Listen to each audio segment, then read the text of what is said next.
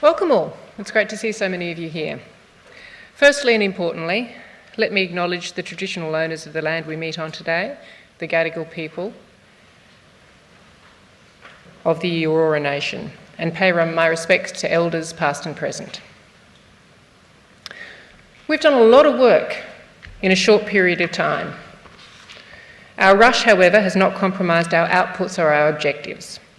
The Brilliant Careers and Brilliant Stories program, with a not so subtle nod to my brilliant career, Julian's that is, not mine, are about flooding that proverbial pipeline and giving as many brilliant stories and brilliant careers a boost along the way. With a gender pay gap of nearly 19%, increasing at a record level, who has records in 2016? Which starts alarmingly with a pocket money gap, you heard it right, a pocket money gap of 11% for children that exists today. We pay our boys more than we pay our girls. Does that make any sense to any of us? And with more men named Peter running big Australian companies than women, whatever their names, we have to break the habit because it is habitual. Men employ men. And yes, women employ and are more likely to employ women. And guess what? This sector is dominated by men. So we've updated some stats for you. You might remember last year we looked at producers, writers, directors in the film industry, specifically in feature film, which has the worst track record. And that started a big conversation in our sector. It was published in the Afters edition this time last year. We updated the stats yesterday. Not much has changed, but it hasn't got any better. In the feature film sector since 1970, 29% of producers are women, 29%, down from 30% last year. Wrong way, guys. 16% are directors, same stat as last year, and 20% are writers, 21% last year. We are not heading in the right direction. Which is why we're here, which is why Screen Australia's put a lot of work into these two programs that we will talk about and around today. And I'm assuming many of you in the room are likely to want to apply to the Brilliant Stories and Brilliant Careers program. I just wanted to give you a couple of tips this morning. Don't be a slave to the guidelines, please. They are guidelines. Don't tick boxes. This is not a bureaucratic process. I know we're a federal government agency, but it's not a bureaucratic process. It's a creative and business process. The times I've seen applications for funding manipulated to try and address all the areas that you think we want addressed, to answer the questions that you think we want answered, giving us what you think we want to see, and ultimately complaining when the application is rejected, because why? It ticks all the boxes. Chances are, if you have ticked all the boxes, you have a very disjointed and confused application. If we knew what we wanted, we wouldn't be faced with the problem we have. What we want you to do is sell us on your proposal. Why must we give your proposal funding as opposed to the person sitting to the left of you or to the right of you? This is a hugely competitive process, people. I can't stress enough the importance of the pitch. And I know a lot of you are uncomfortable with a video pitch. I've heard it from many of you, which always strikes me as interesting considering the sector we're in. But you don't have to do it yourself. Pay someone, bribe someone, or use a cardboard cutout, whatever it takes. But get across your idea. How is it original? How does it fill a gap? Why is it compelling? And why are you the person to deliver it? The upside for eliminating all the eligibility bars, as we have done with these programs, which is unheard of and which answers some of the criticisms that Screen Australia has had in the past. You have to be known by someone at Screen Australia, or you have to be in the club. These programs are not club. They're open to everyone, predominantly women. The upside is that we are going to get hundreds of applications with great possibility for new talent. We're throwing open the gates. The downside of eliminating eligibility bars is that we are going to get hundreds of applications. We're running a book at Screen Australia about the number of entries we'll receive, and it's fair to say that there is a level of anxiety in the team. This simply reinforces that the pitch is everything. We will be sifting for gold, and undoubtedly some will run off because it wasn't expressed well, or we couldn't further interrogate with the time and resources at our disposal. This is a business, and in business it is not always the best ideas that win, as hard as that may be to hear. Presentation is critical. I am really conscious to ensure these initiatives that we have presented over the last couple of months are mainstreamed and not ghettoised. Women are mainstream, look around. We are more than 50% of the population. Our perspectives, our experience and our relevance in our communities is of course of wide appeal. This is not women's business. It's business full stop. The business of eyeballs, the business of projects and audience return. Screen business. Know your audience, dominate your audience and make a difference. Welcome all. I really do hope you have a good day today. So I'd like to thank our panel members for being with us this morning. And so I might just start by having each of you introduce yourselves, give us a brief background of your career and why you said yes to being on our panel today. So Rebecca, we might start with you. Sure. I'm Rebecca Blurton, obviously. I'm the Managing Director for Indigenous Women in Business. I guess I've done a lot of things and worked on a lot of different projects, but relevant to what we're talking about today, I've worked in mining in Western Australia on a bunch of different women in leadership initiatives and Indigenous employment, also construction in Melbourne. I've worked on a few different fundraising and sponsorship roles for events and different projects and community projects. And I guess saying yes to the panel today, I think I'm really passionate about women, sitting at the table and being in leadership and being management roles and executive, but also Indigenous people as well. I think there's a lot of similarities there. There's a huge underrepresentation in a lot of different industries for both. So I'm really excited about today and I'm happy to be here. So thank you. Thanks, Rebecca. And Megan? I'm Megan Brownlow. I'm an Executive Director at PricewaterhouseCoopers. I started my career as a journalist in news and current affairs, television and radio, and I look after what the firm calls their thought leadership program in entertainment and media. So I forecast the future and health of 11 entertainment and media sectors, including the filmed entertainment sector. I said yes because I couldn't think of anywhere nicer to be today than sitting in air conditioning, listening to Jane Caro with a bunch of really smart, interesting people. So that's me. Thank you. Julian? My name is Julian Morrow. I co-founded the Chaser and Giant Dwarf. Before that, I was an employment lawyer, working in both employment and discrimination, so I sort of have a bit of background in some of these issues from a different profession. Now, obviously, I work in television, but we also run a venue on Cleveland Street and have a little talent representation company as well. And so many of our clients are women who I'm sure are going to thrive in the industry, but I'm keen on working out how to make sure that happens. I said yes today because this event is sponsored by Generate and they represent us in financial matters, and I thought that to not attend would have adverse tax consequences. So. Lovely, Jo. I'm Joanna Werner. I have a production company, Werner Film Productions. I'm a television and film producer. I started my company in 2008 and produced 3 series of the Teen Drama Dance Academy. And recently I co-ventured with Blackfella Films and we made a children's series ready for this. And I'm just recently finishing up post-production on a 6-part political thriller for Foxtel, which I produced with Matchbox Pictures. And very excited that this year we're going to be producing the Dance Academy feature film. We haven't made the official announcement to fans yet, but yeah, it's so I said yes because Justine asked me and immediately thought, why would she have asked me? But then realised that's probably the point, and you need to say yes. And I was excited by the topic because I traditionally think I hate negotiating, but then actually realised it's been fundamental to the success of my company. So on reflecting about that, I was excited to talk about it. Great. Lovely. Peter?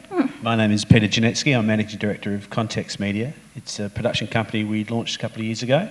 I've had a background in radio and television, Seven Network for a number of years, promoting, marketing television shows, and then into the pay TV sector. We ran a pay TV joint venture which was owned by 4 of the major studios.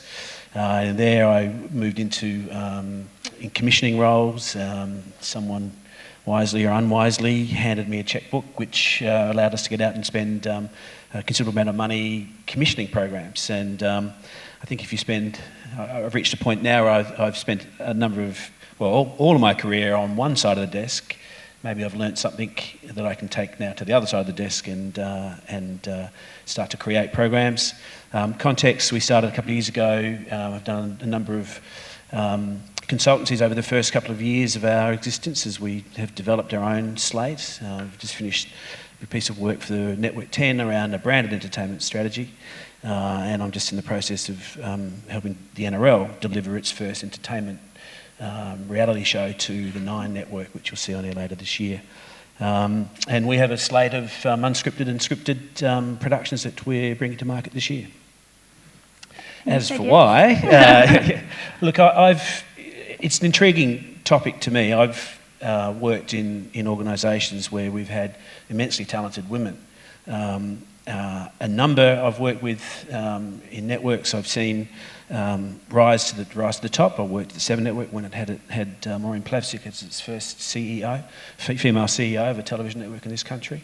And Maureen brought an enormous amount of skill to the role, and it changed, I think, that network for the better.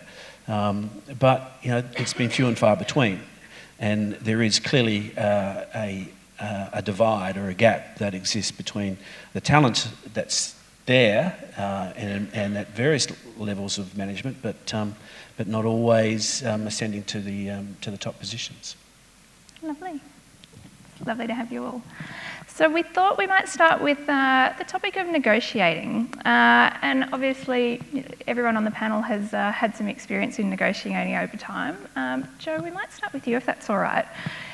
Can you tell us about a time when you've had to negotiate where the stakes have been really high and sort of how that felt and how you went about going about doing that? I think the start of Dance Academy, it was an ongoing negotiation in many stages over what felt like a long period of time, but on reflection was reasonably fast. It was over a year and a half of actually longer than that, but firstly negotiating that I was the right person for the rights, and then I was to hang on to those rights and that to actually do it with my own production company. And I was warned by a few people, do you really want to do it yourself? There's a lot of responsibility, it will never go away. And I just fundamentally knew I had to produce this show myself because I couldn't see it done any other way.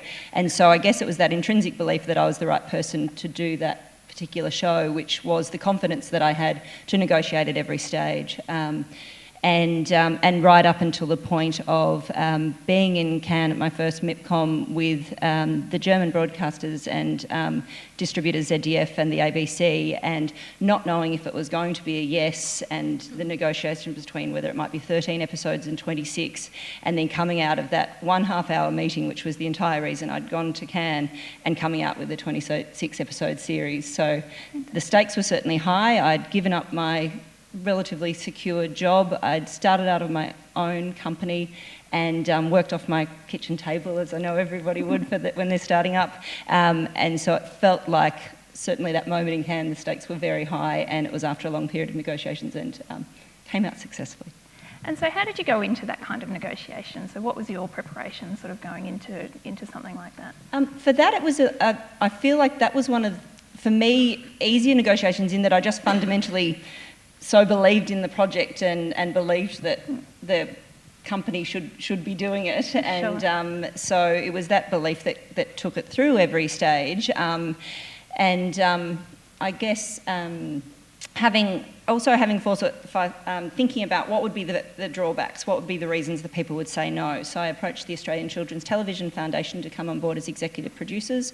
I was very clear that I wanted to produce it myself with my production company, that I needed their help and guidance, and they were fundamental to having that support and giving that reassurance to the broadcasters that I could deliver, and I had this great company behind me ensuring that as well. So I guess in terms of making it a deal that seemed viable to the people I was trying to sell it to. Yeah, and also sort of looking at who you're selling to as well and what they need out of the deal. Yep, absolutely. And fundamentally, it was a really, I guess, in a broader sense, it was a great product. And it was a great show. So believing in that, and yeah, I feel like that confidence really was the key to that. Sure.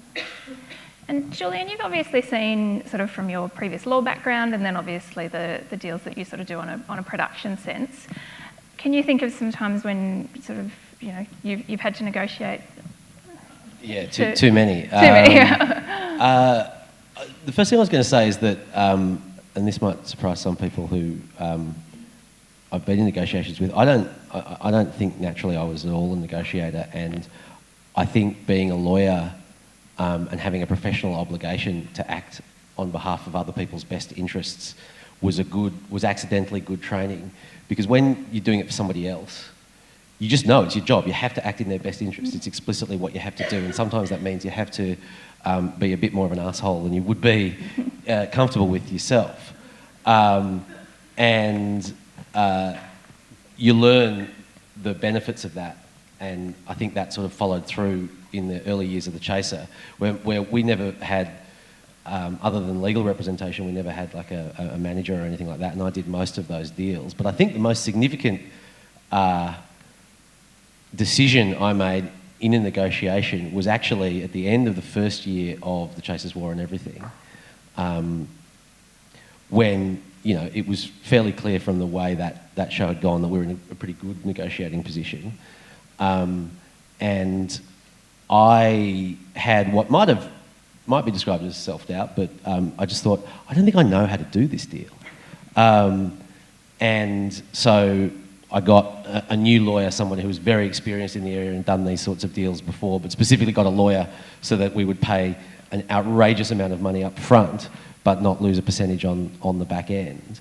And I didn't outsource that negotiation. I sat with the lawyer all the way through it, and we worked through it. But I found that both a very valuable learning experience, and I feel like that decision to get advice on the things that I wasn't sure about literally paid off.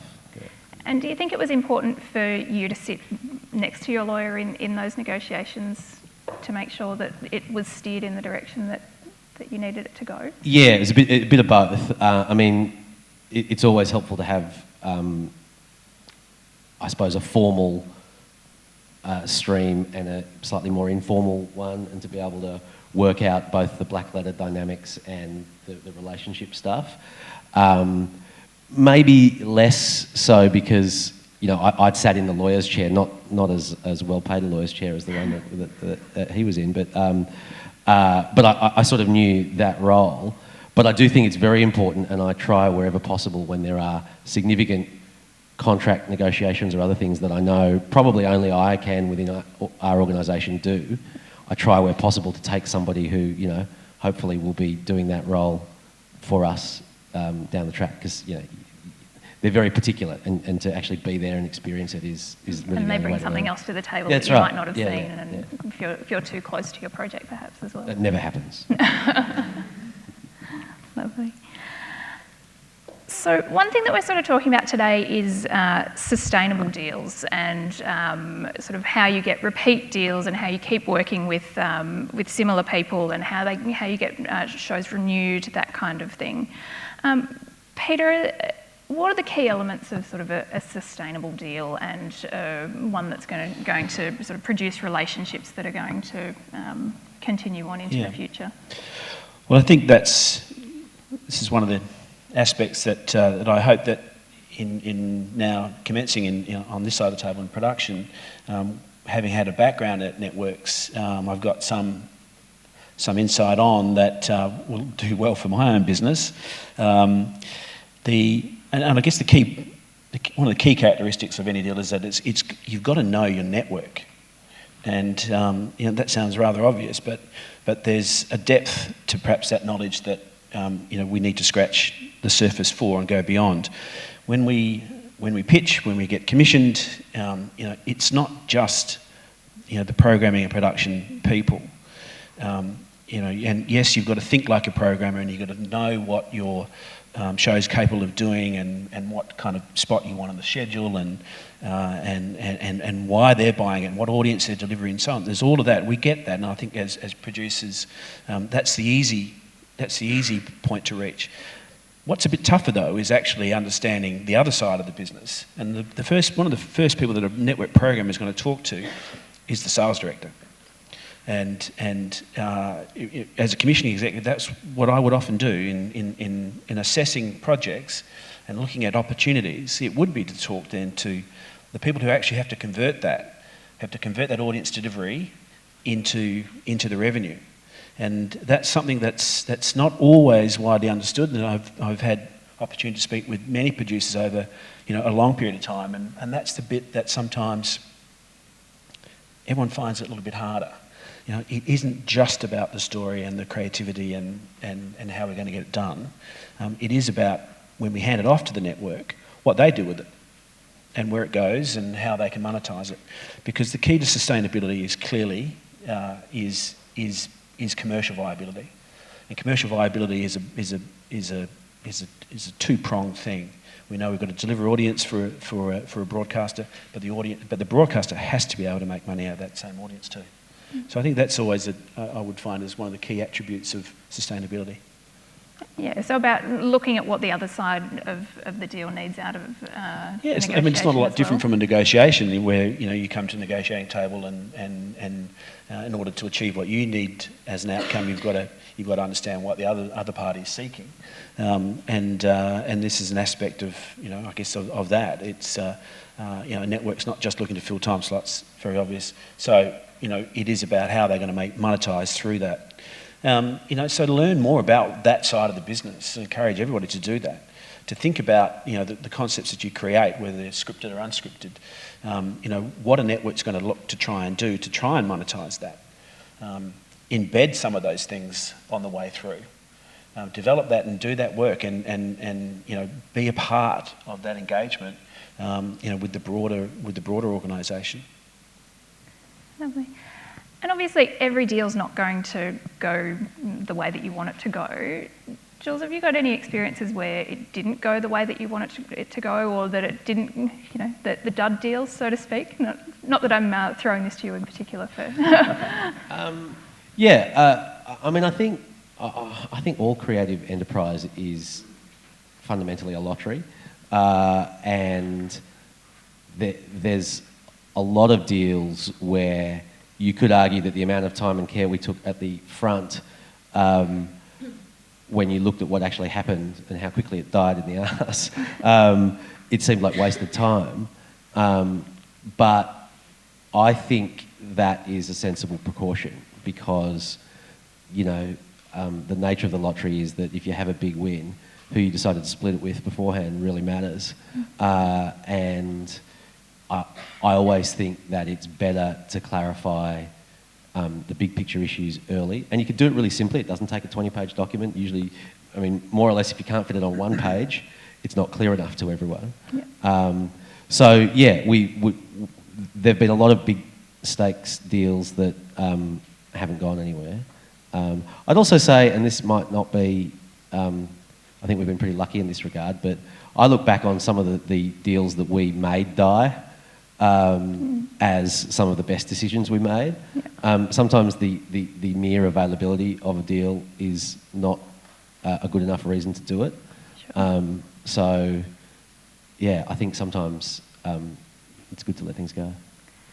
And Rebecca, that was something that we talked about in terms of when you're actually putting a grant application together, or whether you're sort of, building a project, about the sort of process that, you need to go through as a creative in building that. And sometimes, having to let go. Yeah, I think when it comes to, we're talking about the film industry, if that's your baby and you've got this amazing idea, but someone that you're wanting to make a deal with wants to come in and change everything, let it go. Don't worry about how much is involved, or, all the things, the amazing things that could bring about. You're selling your soul. sometimes it's just not worth it. Actually, a lot of time it's not worth it. Find the ones that are. Yeah. Okay.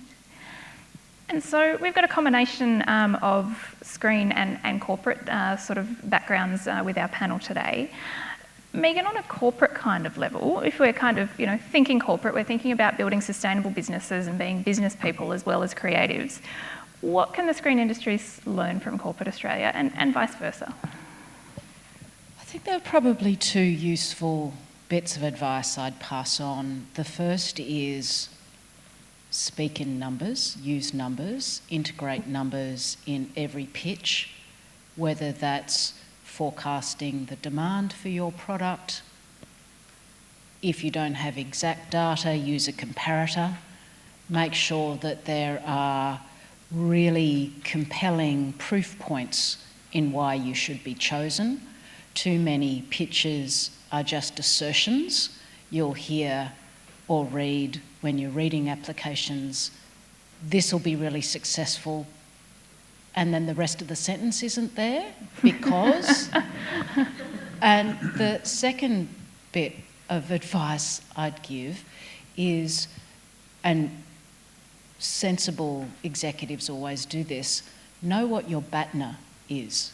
Your BATNA, it's an acronym. They teach you this in negotiation school. It's really super useful. It can actually be applied in life, in arguing with your husband or anyone else. Your BATNA is best alternative to a negotiated agreement. What can you fall back on if you don't get the outcome? If you do walk away, it strengthens your leverage. It makes you not desperate. And it's a really, really sensible part of your homework. So, I mean, I'm not saying that in the corporate world everyone does it. The corporate world's full of idiots. But the good ones ensure that they do that, particularly in a negotiation, pitching, or deal-making context. I think that's a very true point in that you've got to come to the negotiating table with a range of options, and you've got the key creative points that you won't want to compromise on with any project. And I agree with the need to at times go, you know what, if we can't make it this way here, then we can't make it for you. You've got to be prepared to walk away. But it is putting that initial thought in and depth of thinking to be able to go, okay, well, if we can't do it this way, then there are one or two or three other alternatives to that. It's got to be key. It's just too crucial to have every pitch, every project on a one track only way to get this up. To get many shows up if that's the way you play it.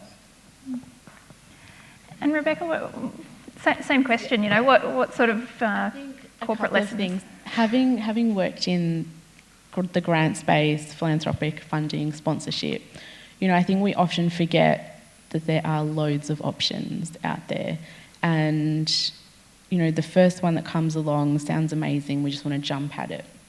So again, it's about alignment, I think, and choosing wisely. But on that, once you've chosen, a little kind of, I guess, motto I use going into negotiations is don't let them question you.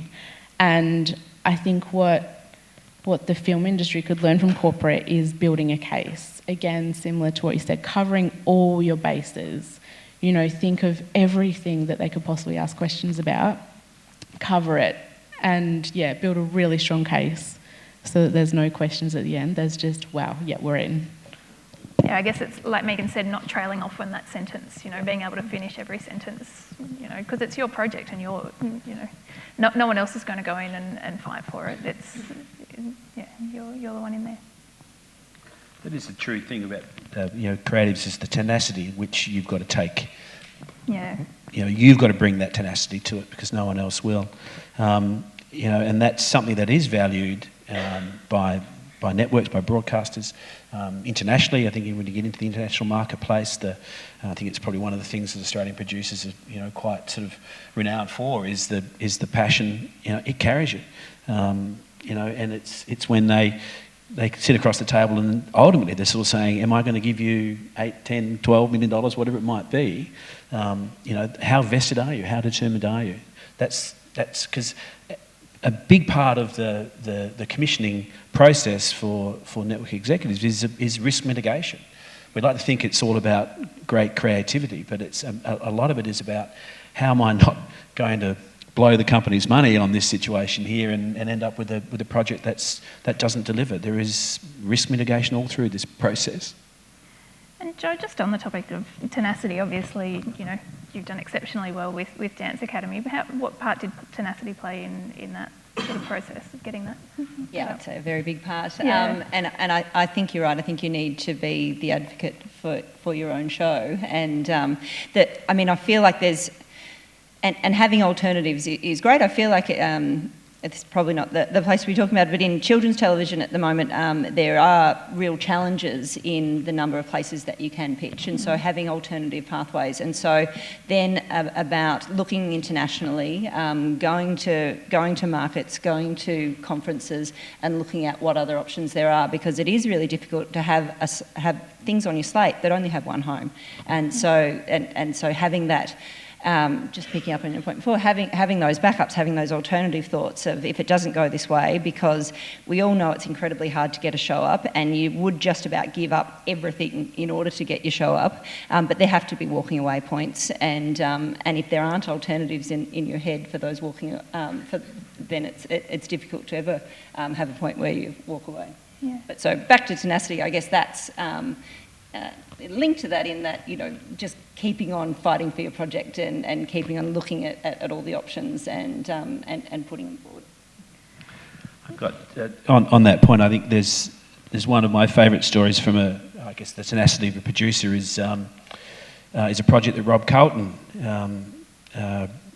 took over 7 years to bring to realisation, and it was blind luck or a lotto almost that got him that project in the end, and it was a project called Shandong Pictures, which he had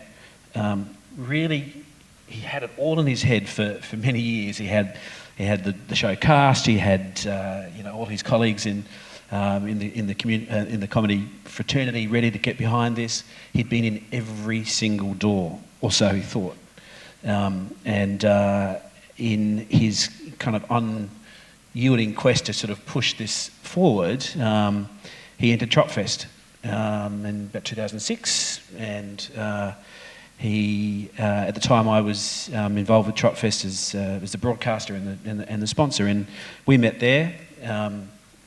He won that Tropfest with an incredibly funny mockumentary, probably one of the first of the mockumentaries I think that Trop brought through. But I thought, look, if this guy is half as funny in his series as he is with this short film, then he's a chance. And so Rob, we met, and off the back of that, his show was commissioned. But that was 7 or 8 years of real hard yakka for Rob, and he never kind of lost faith in what the core creative was. And for him, he will tell you now too that was 7 or 8 years of hard work. That's paid off for him, and it's paid off in ways that he didn't actually imagine at the time when he brought that show to us. And Jo, you mentioned internationally. Obviously, Dance Academy's done amazingly internationally. At what point in the creative process do you start to think internationally? Is it when you're doing the deal? Is it even before that when you're actually in development? How important is that wider audience when you're sort of developing a concept? I think we all want a show that's going to work internationally, but also you want your show. So it's if your show needs it. And children's television needs, for live action drama, most often needs an international partner. It's to have a series of 500,000 plus per half hour to finance that in Australia is very difficult. It is done occasionally, and Ready for This was all funded within Australia, but largely speaking for live action drama you just need international broadcasters. So I was very lucky to have had a relationship through my previous work with my old employer with ZDF, and but then it's also going to the markets and going to Kidscreen and things like that, and meeting the other buyers who are willing to put money into live action Australian drama, and we've got a great reputation internationally, so there are people who are willing if it's the right project. But yeah, I think it all comes down to what your show needs, and if it needs international money to get up, then you're thinking about the international marketplace from day one. Some series, I think you're focusing mainly on Australian audiences, but then that's difficult for the longevity of further seasons as well. So international thoughts and thinking about the international marketplace is incredibly important. But I also think cultural specificity is really great. Secret City, the political thriller that I'm producing with Matchbox for Foxtel, it's very specifically Australian. We're not trying to make it the West Wing. It's Australian politics, and I think it's that cultural specificity which will sell it to the audience, to international marketplace, as Borgen did. You know, we're not watching Borgen because we're just generally, it's not trying to be the West Wing either. It's specific to that country. So I think that can work as well. Mm. And Peter, similar kind of question. You know, at what point in the creative does sort of the international sort of ring bells in your mind? Look, I think if you'd asked me this question 5 or 10 years ago, I would have thought it was far further down the path of development than I do now. Having worked with and run a business for basically a studio's business, you get a pretty quick sense of where we fit in the total scheme of things in the media and creative world, and it's Australia's 10%. It's as kind of simple as that. That's the equation, and so when you are, it's a pretty sobering thing when you then think about sort of how we export to the world when we come from such a small marketplace. But it is a well-regarded marketplace. It is an influential marketplace. And I think that the more that we sort of, I guess, internationalise our approach to creative development and commercially how we work, the better place we're going to be. I was only speaking with Jenny this morning about this, about where we headed now with our own projects, scripted, and it is fundamentally thinking about the international marketplace and how we can craft and create stories which will translate into other markets, whether that's through a quality of production or through inherently what's in the story.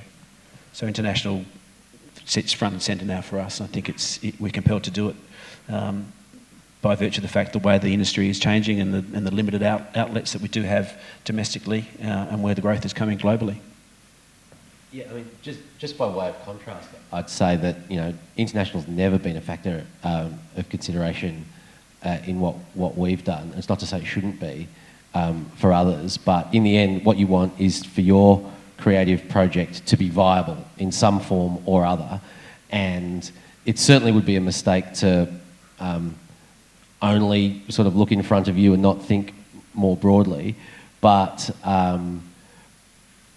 I think creative projects that thrive because they're authentic, and authenticity is, I think, internationally understandable, even if it's about something very specific and that seems very local. So one of the things, I can't remember which part of the conversation it was earlier, but I would also say I would be pretty wary of conventional wisdom about what can and can't work either in a local market or internationally, because in the end, today's conventions are basically just a slavish reproduction of something that was innovative about 5 years ago. And you can, if you believe in your product and you can find a way to make it work, that's what you should do. And all the people who say, well, that's just not the way it's done, probably have a different agenda, that's my view. And so probably for a lot of the people in this room, the idea of sitting at the table, might be terrifying. It, isn't necessarily something that they're comfortable with. And what we kind of see is, there is a certain level of skills development that really needs to happen amongst our screen professionals. Rebecca, how how have you gone about sort of developing your skills in these kinds of areas of deal making and negotiation? I think being thrown in the deep end. Yeah, and there's a lot to be said for that. A lot of skills. But I suppose, you don't learn anything as well as you learn being thrown in the deep end. Like, you've just got to do it, and you've got to try and come up with what you need to know. But I mean, that aside, having really good mentors has been a big help for me. I've been lucky to have a few for different phases of my life and my career. And also networking.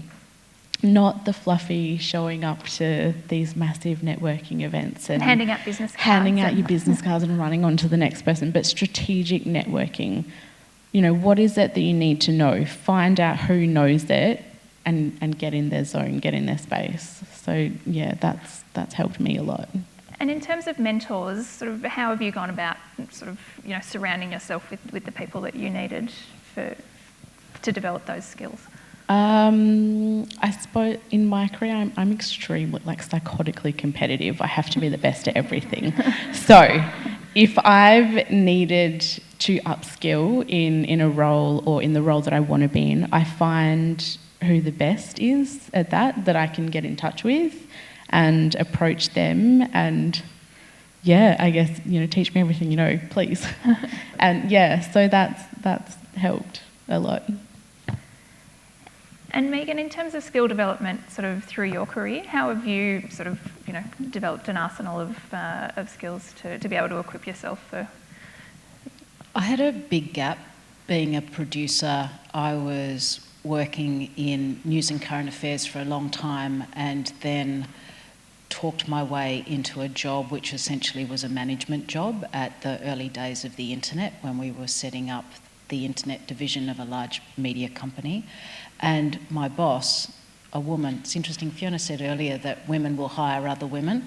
It's true, and this woman not only hired me, but she said, you've got a bit of a gap, you need to learn some corporate language, you get yourself off to university and go and do an MBA. So I did that, and that was absolutely life-changing because it was like being taught Greek and everyone was speaking Greek in the corporate world, and suddenly I could now speak Greek too. Actually, that's probably not a good analogy for financial acumen, but another secret language that I can now speak. If I had to characterise it, it's probably more numeracy. But yes, I agree with the mentor piece too. But I would say, as someone who has 10 mentorees, those mentorees who I've accepted have been good negotiators because I'm required to have internal mentorees, so half of mine are PwC people that we're bringing through. All of them are women.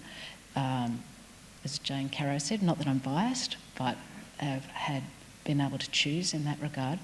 The externals that I've accepted have all said, I know a lot about this thing.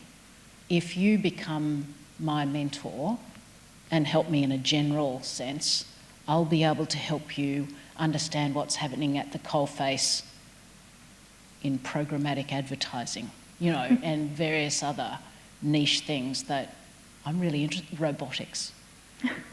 So, yay. And Rebecca, that was a comment that you'd made as well about, mentoring going past a one-way relationship. Yeah, so the more recent years, my mentors has definitely been a two-way relationship. One in particular was a man working in the innovation space, a lot of technical things, but he was really passionate about women in leadership and Indigenous affairs. So where I was kind of providing information to him, he was giving me information on small business and all the different aspects, marketing, and yeah, I think go for the two-way thing. It's so much better because it's more of a conversation. It's a relationship. It's not, all right, I've got 1 hour. What do you need to know?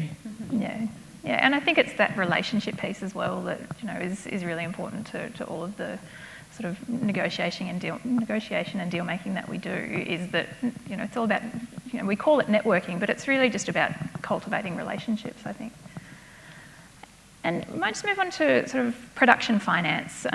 So Joe, I might just flick a few questions your way, just in terms of, finance partners, they often, demand the world, they want you to sign off on everything. How do you sort of stay strong in those negotiations? What can you offer without disadvantaging yourself?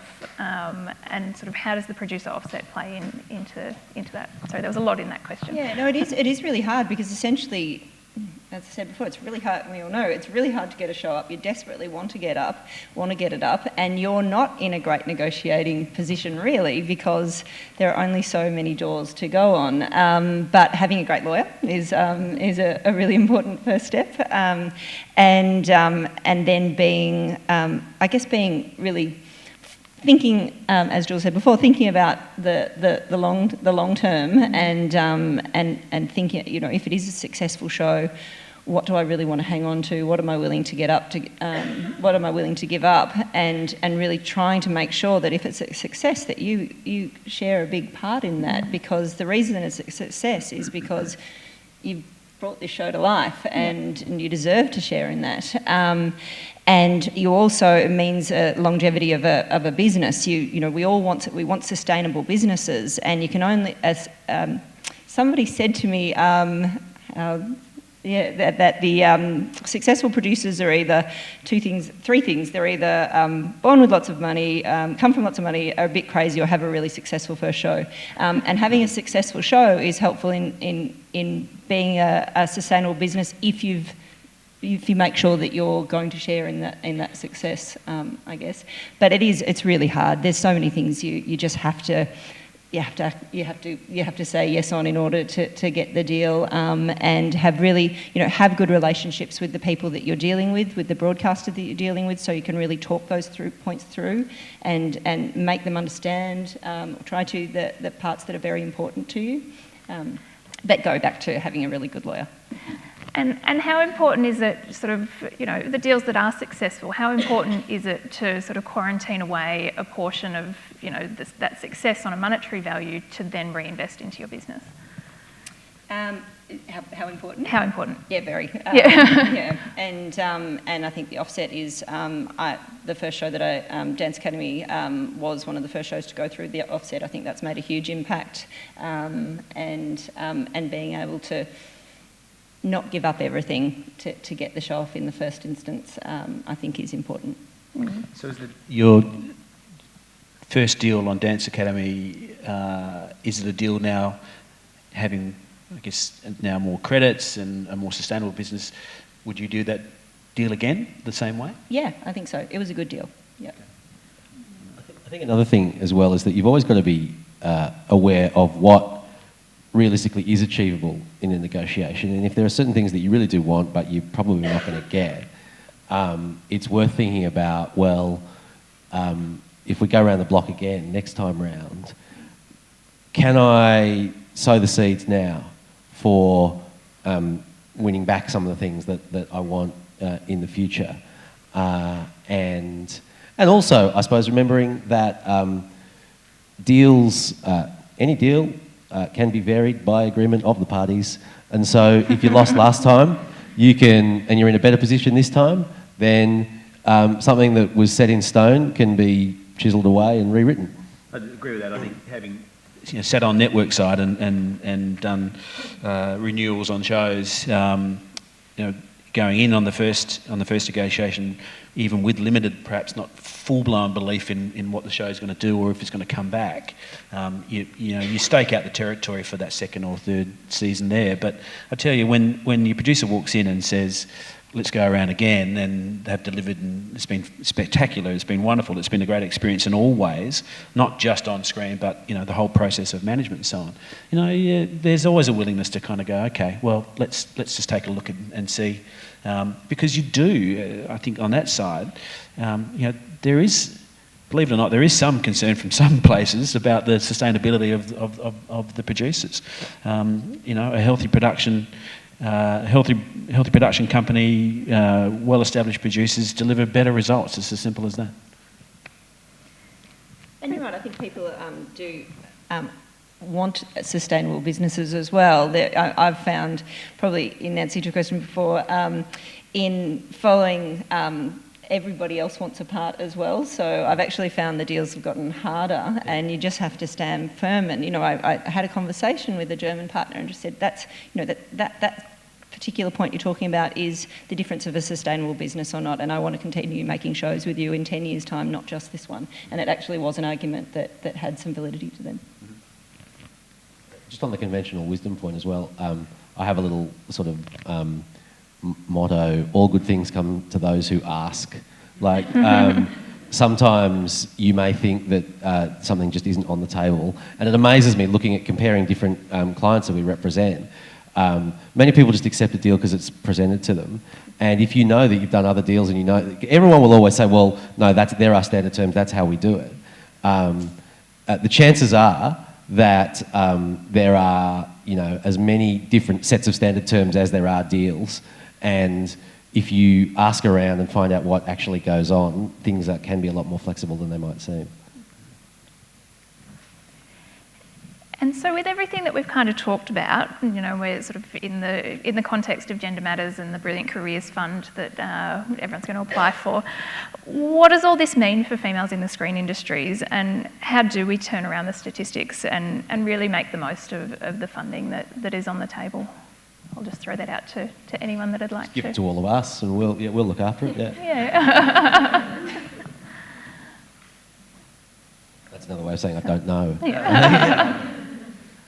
I mean, I think today is and the Brilliant Careers program in general is fantastic, and it's got it has women in the industry excited and talking to each other and wanting to create things and feeling encouraged. So I think this is a fantastic start.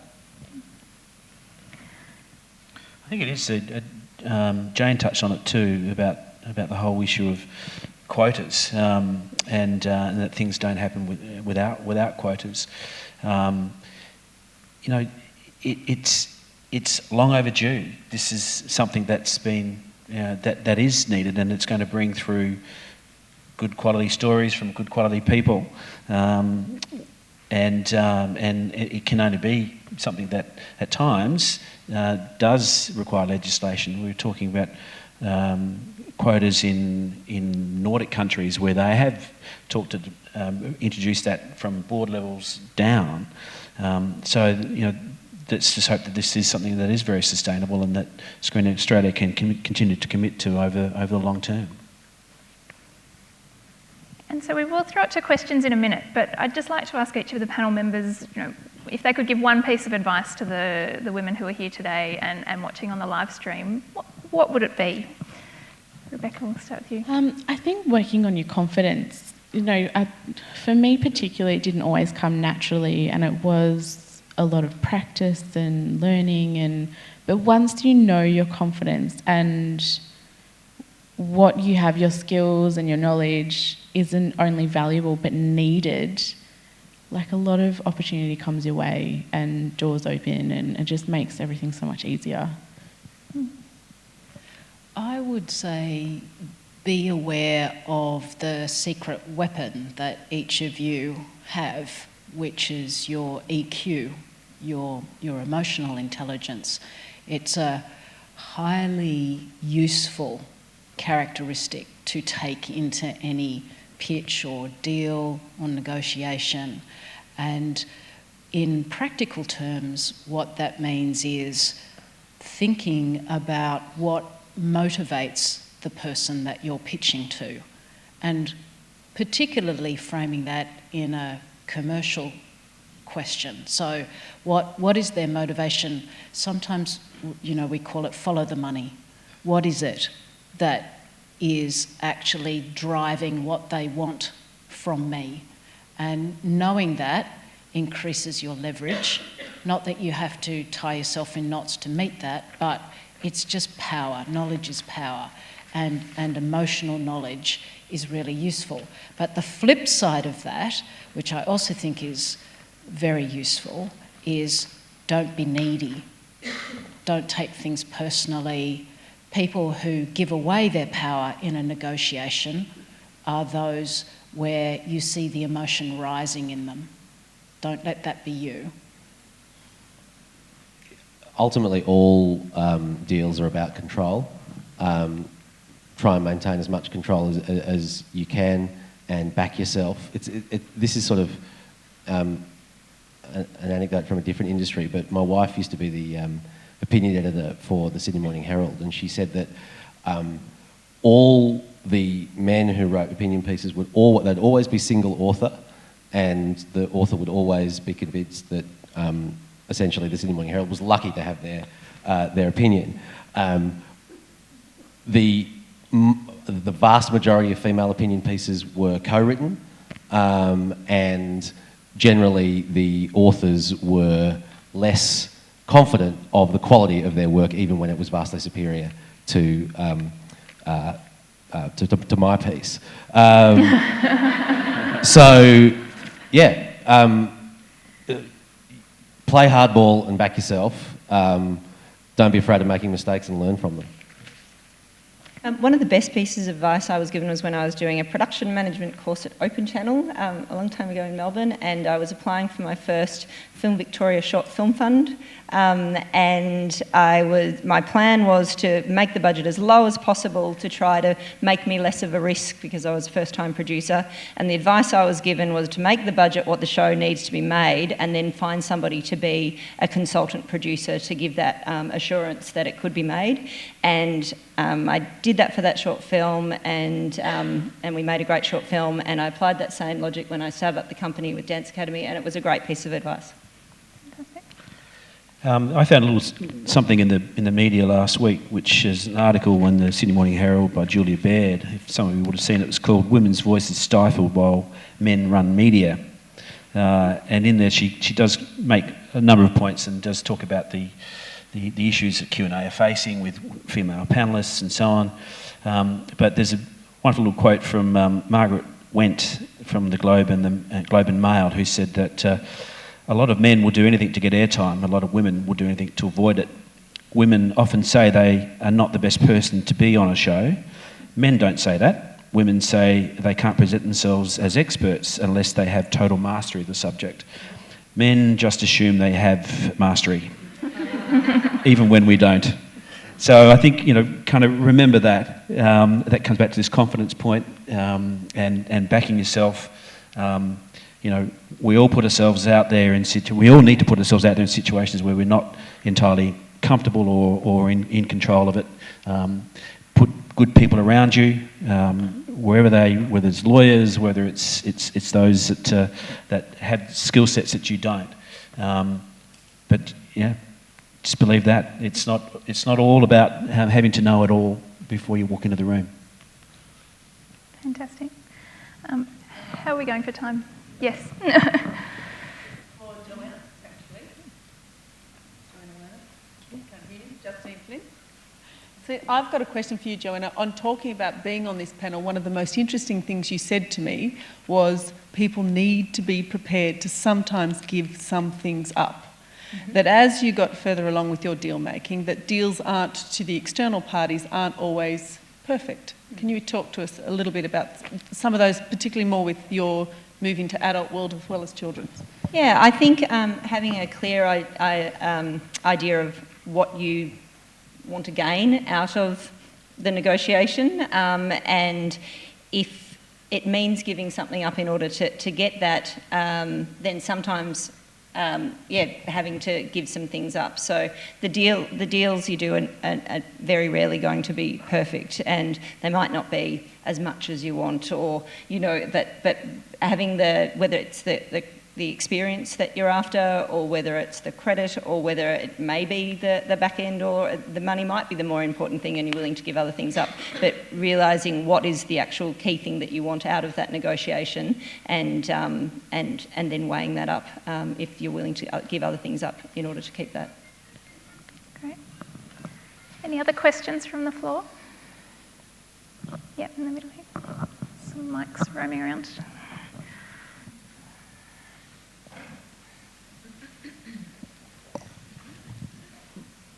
Hi, I'm Katie Shortland from CJZ. I had a question for Rebecca. When you were introduced, it was we were told that you'd done some work in consulting in the mining industry, and I can only imagine that would be an incredibly intimidating environment with a lot of men at senior level. Maybe, do you have any tips on how you've been able to deal in that environment that might assist us in the media environment?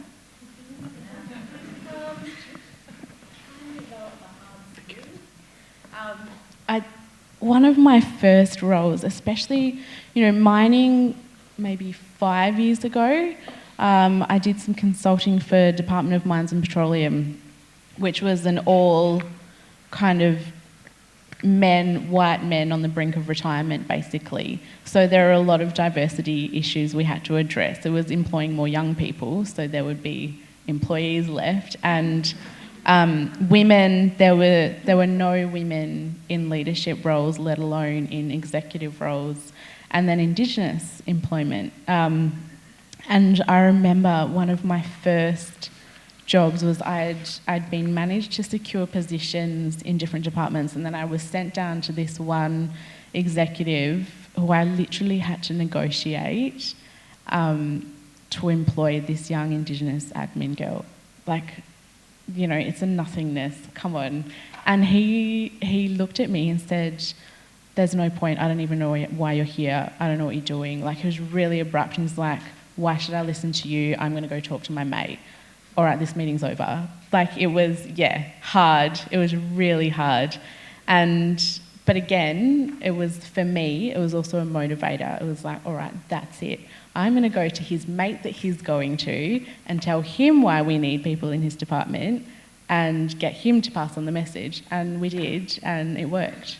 So, get creative and don't take no for an answer. Another question?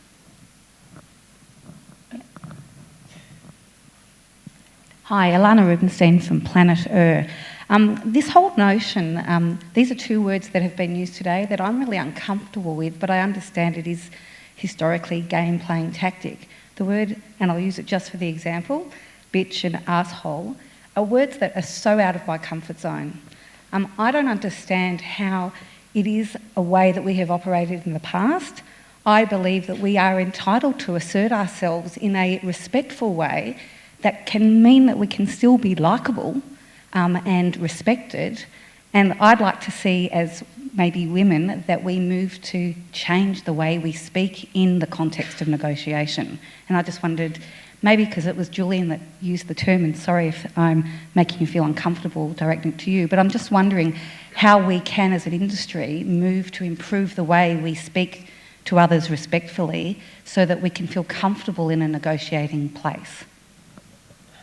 It's an interesting concept, feeling comfortable in a negotiating space. I rarely feel comfortable in a negotiating space.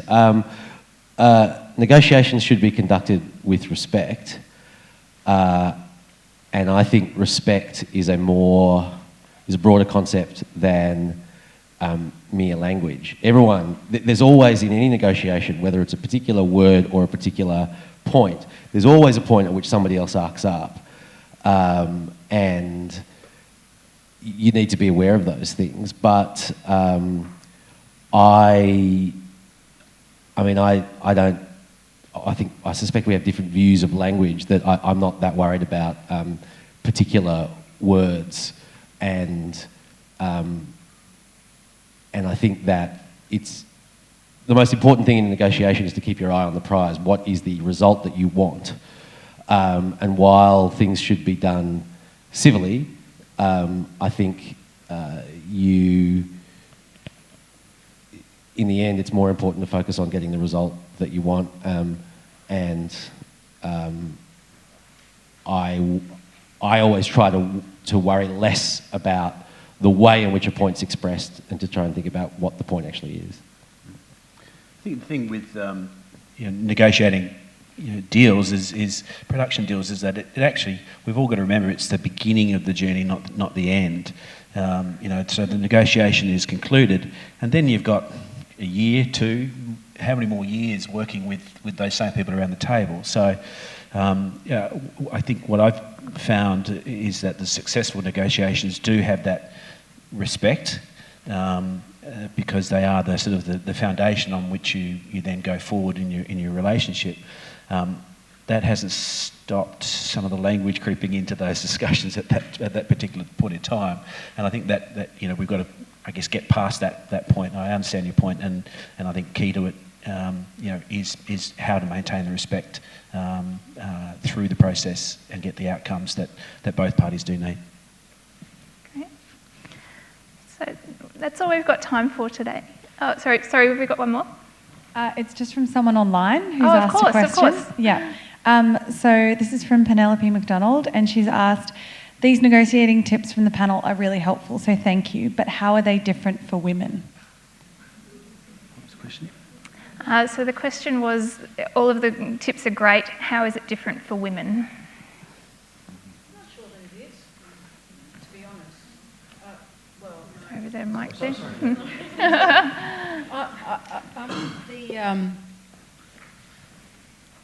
I think that going to the confidence point, there are probably some differences, but I really liked the point Jane Caro made this morning that, there are more similarities than differences, and if you become a good negotiator, gender's immaterial, really. I mean, being a good negotiator is not dependent on your gender. So I don't know, from my point of view, I don't think there are major different. I wouldn't provide different advice to this group as to another group, is what I'd say to Penelope. I think it's on how we take it, kind of like how Jane touched on, being a woman in the industries that I've worked in and still in my current role, I get called a bitch all the time, or cold-hearted, or, just because I'm confident and I know what I want. And I can either take that and let it get me down and, really let it change what I want, or I can say, well, this is what the industry needs right now, and I'm just going to take those hits, take one for the team, and hope that the women that come up after me won't have to deal with any of that. And, address it where I can, but otherwise not let it get to me. I think the advice might be different between men and women, but maybe just more pertinent. I think having confidence that your voice deserves to be heard is great advice for anyone. It just might be particularly relevant to women. I certainly feel like that I have to remind myself whenever I do anything in a public sphere that to have some confidence, and that you do, have a place, whether it's at the table or you have a voice that needs to be heard. So it's just, I think, particularly relevant. Well, I think they're great topics to end off on. In wrapping up, I'd like to thank Screen Australia for having us and for taking such a strong lead on the issues that we're talking about today. If you want more information about deal making, the Screen Intel blog is a fabulous resource, which the business of making content for the screen, amazing content on that website. You should all check it out. I'd like to acknowledge my colleagues and mentors at Generate, David Sharp and Jackie Crouch, for their contributions to today. And I'd like to, if you could join with me in thanking our panellists for their honesty